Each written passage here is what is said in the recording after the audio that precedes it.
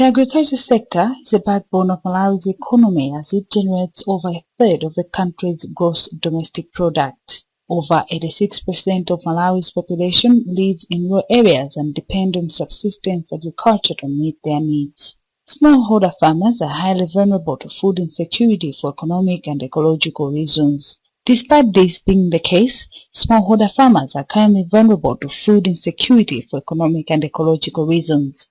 Women in particular have borne the brunt of Malawi's precarious food insecurity. 70% of Malawi's agricultural labor force is women, as they produce 70% of household food and perform between 50 to 70% of all agricultural tasks. However, women continue to have poor access to and control over the means of agricultural production, including agricultural input, improved technologies, extension services, credit and land, affecting the output, compromising their nutritional and economic statuses.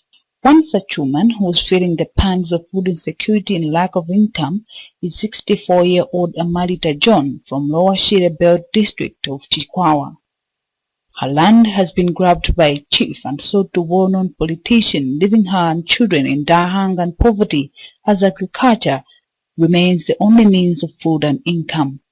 Malo ndiye bano anthu akumidzi minda makolo athu ndiye ine mukanifunsa ndikulira minda yakumapingo kuti This is my land. I'm in sorrow as the land has been grabbed. This is my right, my life. I can't find any job as I don't know how to write, let alone to read. This land is my life, my whole life.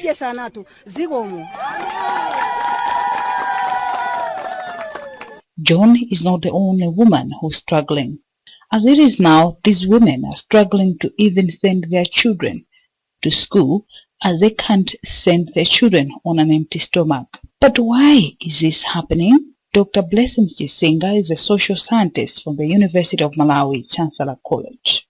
Firstly is the lack of security of tenure of land, especially by the ordinary people out there. You know, the majority of Malawians own land under customary land tenure, and that does not offer adequate security for that. And this is compounded by the fact that as a country we are experiencing rapid population growth. Secondly, I think it's very much a question of economic desperation on the part of government.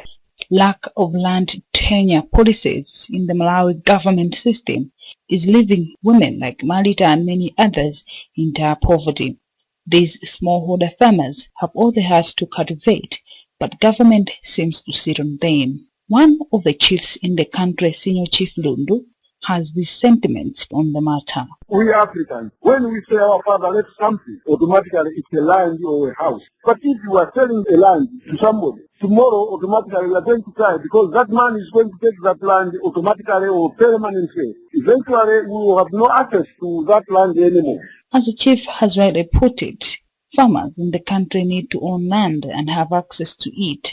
As it is the case right now, it seems farmers are very important to the country, yet they are not being helped for them to achieve economic statuses that improve the country. Despite of this, the Malawi Constitution guarantees that all Malawians should have access to land for food and economic activities. At this point, where will Malawians run to if government is not helping them at all? Your guess is as good as mine. For Zodiac Broadcasting Station in Lilongwe, this is Sheila Chimphamba.